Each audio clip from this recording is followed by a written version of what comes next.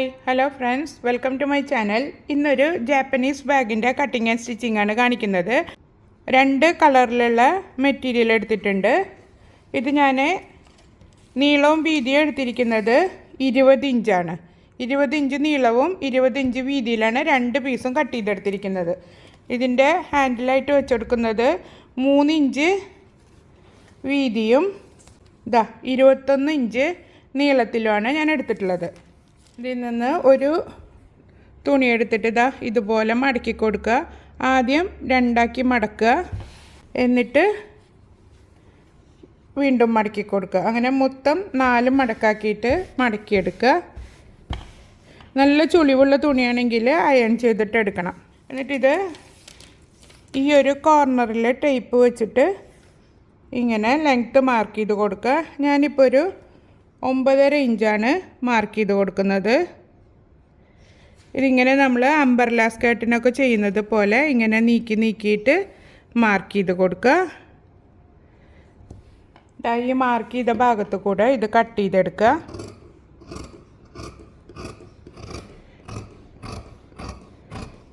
ഒരു റൗണ്ട് ഷേപ്പിൽ കിട്ടിയിട്ടുണ്ട്. ഇനി അടുത്ത പീസ് എടുത്തിട്ട് ഇതിന് മുകളിൽ വെച്ചിട്ട് സെയിം രീതിയിൽ തന്നെ റൗണ്ടാക്കിയിട്ട് കട്ട് ചെയ്തെടുക്കുക.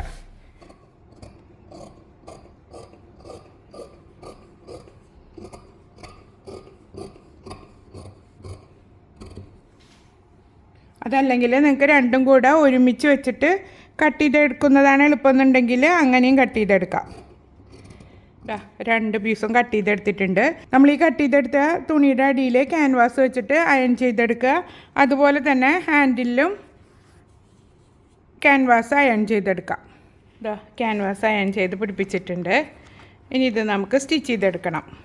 ഇതിനി കറക്റ്റ് റൗണ്ടാക്കിയിട്ട് ഇങ്ങനെ മടക്കി കൊടുക്കുക. എന്നിട്ട് പിൻ കുത്തിയിട്ട് ഈ റൗണ്ട് സ്റ്റിച്ച് ചെയ്തെടുക്കണം.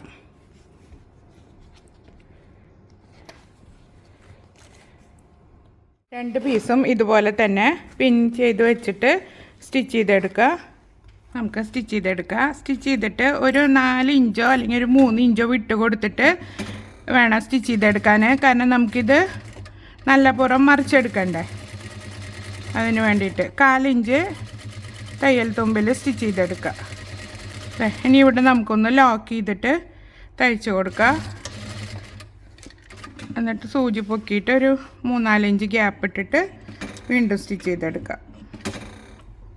അവിടെയും ഒന്ന് ലോക്ക് ചെയ്യുക. ഒരു പീസ് തയ്ച്ചിട്ടുണ്ട്. ഇതേപോലെ തന്നെ അടുത്ത പീസും തയ്ച്ചെടുക്കുക. ഇതപ്പോൾ 2 പീസും സ്റ്റിച്ച് ചെയ്തെടുത്തിട്ടുണ്ട്. ഇവിടെയൊക്കെ എക്സ്ട്രാ നിൽക്കുന്ന ഭാഗങ്ങളൊക്കെ ഒന്ന് കട്ട് ചെയ്തിട്ട് ഒപ്പാക്കി കൊടുക്കണം. നെക്ക് തയ്ക്കുമ്പോൾ ചെയ്യുന്നത് പോലെ ഇതുപോലെ ചെറിയ ചെറിയ നോച്ചസ് ഇട്ട് കൊടുക്കുക. അത് അപ്പുറത്തേക്ക് മറിച്ചെടുക്കുമ്പോൾ ഈസി ആവാൻ വേണ്ടിയിട്ടാണ്. ഇനി നമ്മൾ വിട്ടിട്ടുള്ള ഈ ഗ്യാപ്പിൽ കൂടെ ഇത് അകവും പുറവും മറിച്ചെടുക്കുക. മറിച്ചെടുത്തിട്ടുണ്ട്. ഇനി കോർണറുകളൊക്കെ ഒന്ന് പെൻസിലോ അല്ലെങ്കിൽ ഷാർപ്പായിട്ടുള്ള എന്തെങ്കിലും ഉപയോഗിച്ചിട്ടൊന്ന് പോയിൻ്റ് ചെയ്തെടുക്കുക. അടുത്ത പീസും ഇതുപോലെ തന്നെ അകവും പുറവും മറിച്ചെടുക്കുക. 2 പീസും റെഡിയാക്കിയിട്ടുണ്ട്. ഇനി നമ്മൾ ചെയ്യേണ്ടത്, നമ്മളിപ്പോൾ അകവും പുറവും മറിച്ചെടുക്കാൻ വേണ്ടിയിട്ട് ഇവിടെ ഒരു ഗ്യാപ്പ് ഇട്ടില്ലേ, അതൊന്ന് ഉള്ളിലേക്ക് ആക്കി വെച്ചിട്ടൊന്ന് സ്റ്റിച്ച് ചെയ്തെടുക്കണം. ഈ ഭാഗം ഒന്ന് ചെറുതായിട്ടൊന്ന് ഉള്ളിലേക്ക് ഇങ്ങനെ മടക്കി വെച്ചിട്ട് തയ്ച്ചെടുത്താൽ മതി. നമ്മളിത് തയ്ച്ചെടുത്തതിന് ശേഷം ഒന്ന് അയൺ ചെയ്തെടുക്കണം. എന്നിട്ട് നടു ഇങ്ങനെ ഒന്ന് മടക്കി കൊടുത്തിട്ട് ഒന്ന് അയൺ ചെയ്യുക. കാരണം സെൻറ്റർ കറക്റ്റ് മനസ്സിലാവാൻ വേണ്ടിയിട്ടാണ്. ഞാൻ സെൻറ്ററിൽ സ്ട്രെയിറ്റ് ആയിട്ട് ഒരു ലൈൻ വരച്ച് കൊടുക്കുക.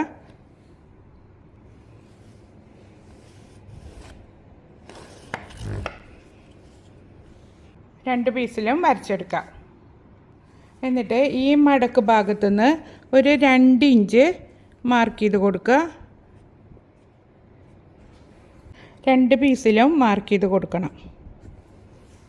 എന്നിട്ട് ഈ 2 ഇഞ്ച് മാർക്ക് ചെയ്ത ഭാഗത്തേക്ക് ഈ ഒരു പീസ് ഇങ്ങനെ വെച്ച് കൊടുക്കുക.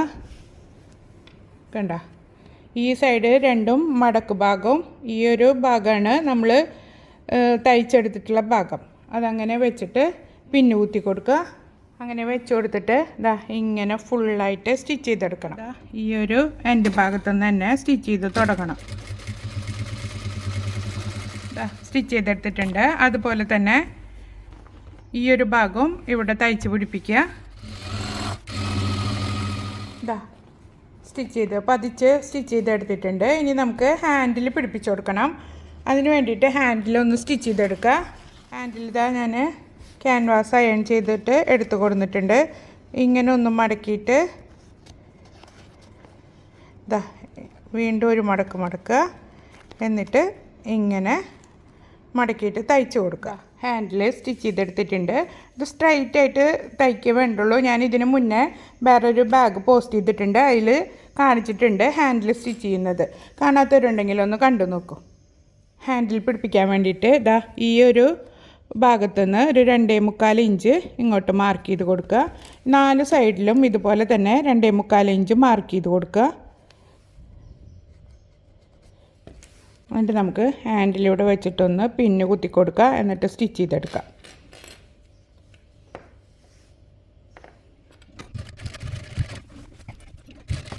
ഇങ്ങനെ തിരിച്ച് കൊടുത്തിട്ട് ഒരു ബോക്സ് പോലെ രീതിയിൽ സ്റ്റിച്ച് ചെയ്തെടുത്താൽ മതി. ഹാൻഡിൽ പിടിപ്പിച്ചിട്ടുണ്ട്. ഇനി ഹാൻഡിൽ ഉള്ളിലാവത്തക്ക രീതിയിൽ ഇതാ ഇങ്ങനെ മടക്കി കൊടുക്കുക. എന്നിട്ട് ഈ സൈഡും സ്റ്റിച്ച് ചെയ്തെടുക്കണം. അങ്ങോട്ടും ഇങ്ങോട്ടും നീങ്ങാതിരിക്കാൻ പിന്ന് കുത്തി വയ്ക്കുക. അല്ലെങ്കിൽ പിന്നെ നമ്മളിത് വീണ്ടും അഴിച്ചൊക്കെ അടിക്കേണ്ടി വരും. ആ ബുദ്ധിമുട്ട് ഒഴിവാക്കാനാണ് എന്ത് ചെയ്യുമ്പോഴും പിന്നെല്ലാം കുത്തി വെച്ചിട്ട് ചെയ്തെടുക്കുന്നത്.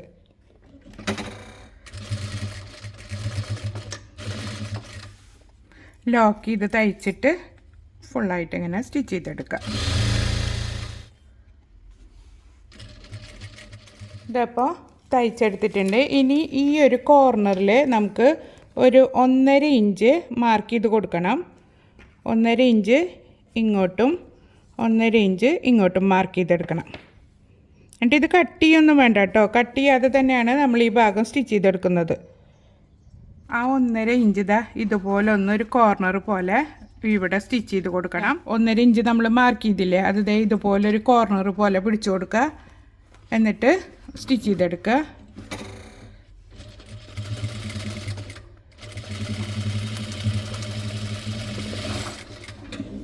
അതുപോലെ അപ്പുറത്തെ സൈഡും ഈ സെയിം രീതിയിൽ തന്നെ സ്റ്റിച്ച് ചെയ്തെടുക്കുക. ഇനി ഈ കോർണർ ഭാഗം ഇപ്പുറത്തെ സൈഡിലേക്ക് ഇതിങ്ങനെ പിടിച്ചിട്ട് ഒന്ന് സൂചി നൂലും വെച്ചിട്ട് ഒന്ന് തുന്നി കൊടുക്കുക. ഈ കറക്റ്റ് ഈ തയ്യൽ തുമ്പ് ഇങ്ങനെ പിടിച്ചിട്ട് വേണം ഇങ്ങനെ വെച്ചിട്ട് ഇതേപോലെ തുന്നി പിടിപ്പിച്ച് കൊടുക്കുക. 2 സൈഡും ഇതേ രീതിയിൽ ചെയ്ത് കൊടുക്കുക. 2 സൈഡും തുന്നിയെടുത്തിട്ടുണ്ട്. ഇനി ഇത് മറിച്ചിട്ട് കൊടുക്കുക. അപ്പോൾ നമ്മുടെ ബാഗ് റെഡി ആയിട്ടുണ്ട്. സ്പേസ് ഉണ്ട് ഉള്ളിലൊക്കെ. നല്ല അടിപൊളിയായിട്ടുള്ളൊരു പൂക്കൊട്ട പോലത്തെ ഒരു ബാഗ് റെഡി ആയിട്ടുണ്ട്. ഇതുപോലുള്ള വീഡിയോസ് ഇഷ്ടമാവുകയാണെങ്കിൽ എൻ്റെ ചാനലൊന്ന് സബ്സ്ക്രൈബ് ചെയ്യുക. ഫ്രണ്ട്സിനും റിലേറ്റീവ്സിനും ഷെയർ ചെയ്ത് കൊടുക്കുക. പിന്നെ വീഡിയോ കണ്ടു പോകുമ്പോൾ ലൈക്ക് ചെയ്യാൻ മറക്കരുത്. അപ്പോൾ അടുത്തൊരു വീഡിയോയുമായിട്ട് വീണ്ടും കാണാം. Thank you for watching.